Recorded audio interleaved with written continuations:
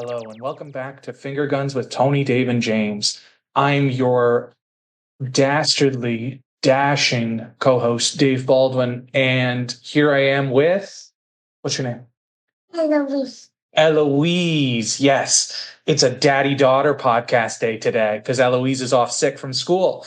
Tony had to work, James had to work, so it was up to me and Ellie today to speak to Mark O'Brien about his new film, Voices of Our Mother, which is in theaters on June 12th in Canada, and then it'll be on VOD on June 19th. And it will also come to Shudder sometime in the near future in the US. It's a religious horror movie. It's his second feature film. He also directed a film called The Righteous, which Tony and I were fans of out of Fantasia. This one is a pretty great film. It's filmed in Hamilton. It's unsettling. It's about a mom and her kids, and something rotten is in Denmark. And you just have to see it. It's really well done, and I really enjoyed talking to Mark about this film. It was a little bit of a challenge because Eloise is here, but she definitely did a good job helping out, didn't you? Yeah. So here's our discussion with Mark. I hope you enjoy it, and we'll be back soon with our regular scheduled programming. And until then, here's Mark O'Brien on Voices of Our Mother. Say bye, Ellie.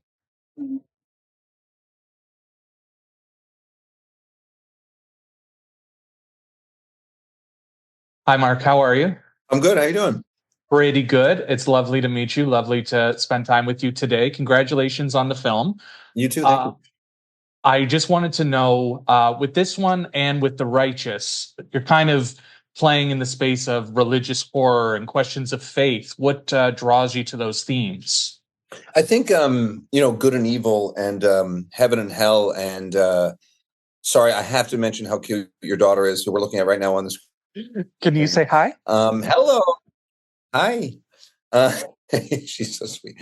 I think heaven and hell, good and evil, and God and the devil. It's just great drama. Like it just those stakes are so high that I think it's a great breeding ground for film and for stories, but also um, religious religion in general is normally dealing with yourself and like how you can be better and finding something within yourself.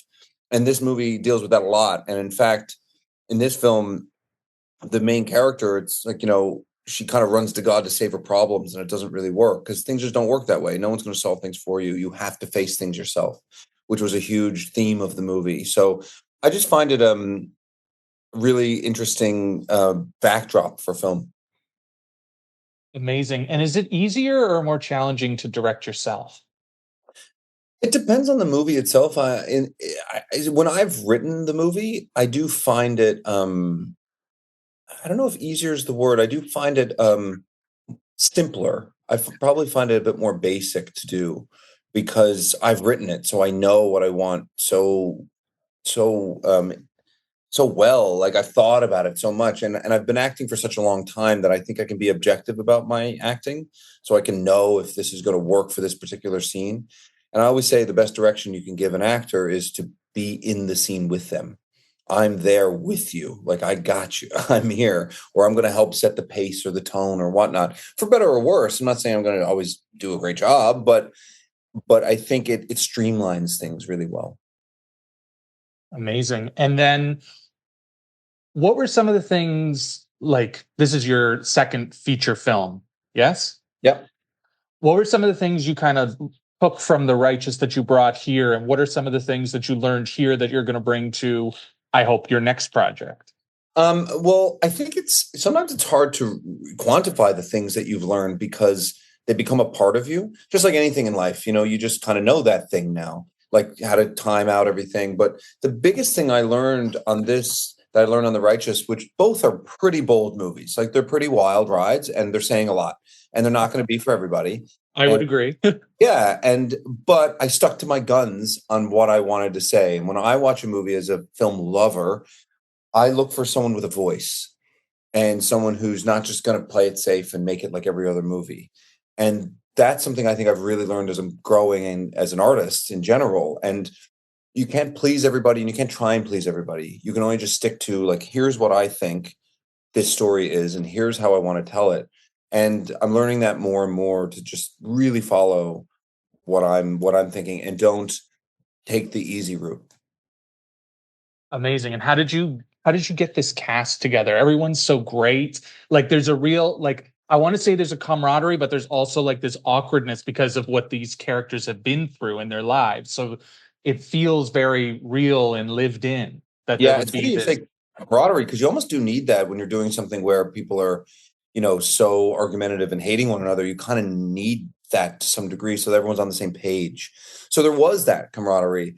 It came together very, very interestingly. I think casting is obviously so important, and I wrote the role of Martin with Alex Ozerov in mind. I'd worked with him 12 years previous, and for some reason, I was just like, he has to play that part.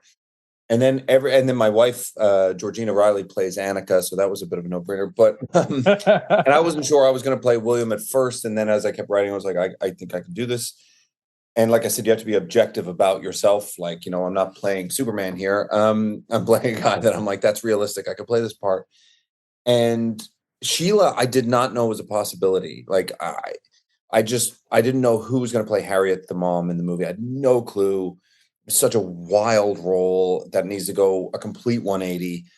And then Sheila's name just came up, and I was like, "Oh my god, do you think she would do it?" And then she did. And this was a small movie, but she wanted to do it. She was excited. So, and Carolina Bartzak, I'd never worked with before. Lynette Ware, who's in the film, I had done uh, Adam McGoyan's film Seven Veils with her. Um, but it kind of came in a very kind of, I hate to say the word because it's overused, but organic way. It just kind of came together. And before I knew it, we had our cast. It was pretty wild. It was really cool to see that kind of happen. Yeah, for sure. Well, they're all great. Sheila's amazing. Your wife, incredible in the film. Yeah. She's like the beating heart of the film. Yeah. Um, Hamilton. That's where you shot it. Yeah. How'd you land on Hamilton? Is it because Hamilton's just creepy and like it just lends itself to that? Well, like, there's always like logistical and financial reasons to shoot in a place. That's always a bit of a part of it. But shooting in Hamilton is fantastic. It's just so supportive of film. So many things shoot there. It has everything you need, but everything's 10 minutes away. It had a lot of churches, which was very helpful for us. It just had everything that we needed. And it just kept providing. I couldn't believe it. I was like, this is one of the most conducive places to shoot I've ever been, because I used to live in Toronto many years ago before I moved to LA, and somehow I'd only filmed in Hamilton once, and it was many years ago in my first thing I'd ever done. So I didn't know it was going to be that like I said, conducive and that helpful. It was great. It was cold. I mean, this was a February shoot, so it was dismal, but at the same time, it just worked out great. Amazing. I only ask because we're in Hamilton right now. So that like Oh, cool. when I first saw I saw the house and I saw some of the location, I'm like, that looks a lot like Hamilton. And then it said Yeah. like filmed entirely in Hamilton. I was like, oh yeah, okay. Yeah. There's a good taco place I used to go to in Hamilton every weekend. I can't remember the name of it. The Uh, mule? the Mule. Oh man, best tacos. It's still my favorite tacos I've ever had in my life. Yeah. That So entire good. strip right there is amazing. I Oh, love it there. yeah. Yeah. And I keep mentioning The Righteous just because actually her aunt Kate Corbett is in The Righteous, so Oh my God. that's why I kept mentioning it, and I literally watched it again last night. That's why I kept bringing it up. Oh, that's so cool. Kate is amazing in that movie. She's an old friend of mine. Yeah, Oh wow, that's so nice. yeah. The first time I met her was like I watched it on the Fantasia digital app during COVID. And I met her the next day, and she's like, "Oh yeah, I was in The Righteous." I was like, "I literally watched that last night. You died so well." And Yeah, she's like, "Thank you." that shot took a long time. That took a whole morning to get that. I'll never forget. But no, she's amazing. She's so good in that movie. I wrote that role with her in mind, actually. There's no one else could play it. And she got a Canadian Screen Award nomination for that. She's terrific. Yeah. But you're terrific as well in both films, and I love the directing in both films. You did The Righteous in black and white. You did this one in color. Was there any challenges to switching the formats? Were there different cameras you had to use or different styles you had to use? It is interesting because you don't you do think in color even when you're shooting in black and white because there's a texture to things, so you're still thinking about the tones. But it was really interesting shooting in color. I mean, I'd done short films and stuff before, but the colors in this were very important and very symbolic. Like obviously the red, because there's like an infection happening like in their whole universe. And then, but then we also use these light tones like these browns and aquas, which are used a lot in the 70s when there was a lot of these like religious horror movies like The Exorcist or Medusa Touch or The Omen and stuff like that. So we wanted to harken back to those movies as well. And even I'm a big Bertolucci fan. My wardrobe is literally Marlon Brando's wardrobe from Last Tango in Paris.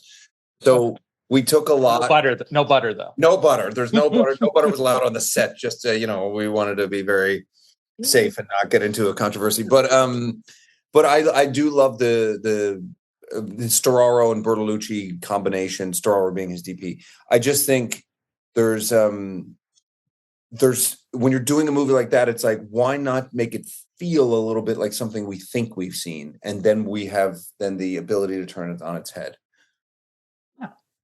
Yeah. I love that. And what's the next project? Is it are you going to do religious horror again? Are you going to do like a coming of age comedy? Like a total 180? I don't think. Well, I don't know. I'm kind of interested in whatever. I actually have directed a movie since called Nice People, which is sort of a horror comedy. So it's more horror than comedy. And we're in post right now, but it's really cool. It's a departure for me. I didn't write it. I wanted to test myself and try directing someone else's work. And I wanted to do something that was a little bit more like fun at the cinema kind of thing. Cause I don't know. I'd never done that before. And we have a great cast. Sosie Bacon is the lead. And I'm in that one as well. So we're in post on that. And right now I'm actually in the middle of filming a crime thriller that I co-wrote and I'm producing and starring in called Good in the Room. So that's totally different as well. So my next two are quite different than the first two, but that's fun. You switch it up and test your strengths and weaknesses and whatnot. For sure. Well, I can't wait to see them because, like I said, really enjoyed Voices of Our Mother, really enjoyed The Righteous, and congratulations on this film. And like I said, I look forward to seeing the next ones. And I look forward to seeing whatever you have next, man. Thanks so much, David. I appreciate it, man. That's really nice. Thank you for your time. Sorry for a little bit of interruption. She's so there. Cute. It reminds me of the days when I was doing what you're doing right now, doing Zooms or podcasts and talking to people in meetings, and same thing. Enjoy it. It's such a great age. How old is she? 3? She's 3. Yeah. Hi. Can you say hi? Are you having fun with Daddy? Are you having fun? Yeah, you're doing good. You're helping him work today. Are you helping me work? Yeah. Now, when you get older, you're going to watch The Voices of Our Mother. Yes, she will. She most certainly will. All right, have a good one, man. Yes, you too. You have the Q&A today, right? Yeah. All right. Congratulations or good luck with that. Thanks so much, man. Nice meeting you. Yeah, nice to meet you.